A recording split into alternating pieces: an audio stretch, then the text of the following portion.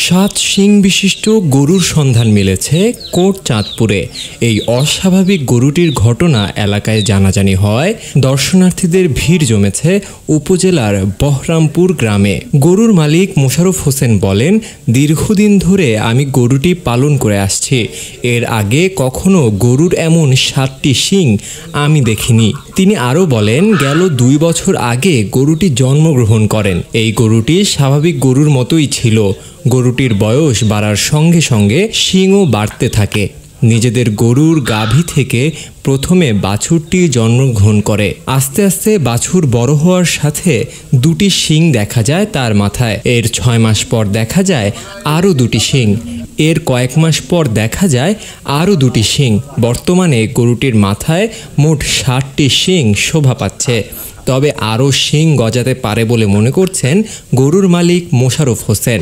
ওই গ্রামের শিপন মণ্ডল জানান, এমন অস্বাভাবিক গরু সচরাচর দেখা যায় না। ছোটবেলা থেকে লালন পালন করেছেন গরুর মালিক মোশাররফ হোসেনের স্ত্রী।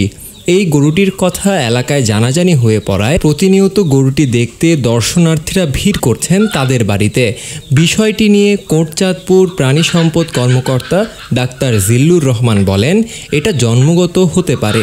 তিনি উদাহরণ দিয়ে আরও বলেন, যেমন মানুষের হাতে পায়ে বাড়তি আঙুল গজায়, ঠিক তেমনই এই গরুর মাথায় একাধিক শিং জন্ম নিয়েছে। এটা একটি বিশেষ গরু। ওই বিশেষ গরুটি দেখার আগ্রহ প্রকাশ করলেন ওই কর্মকর্তা।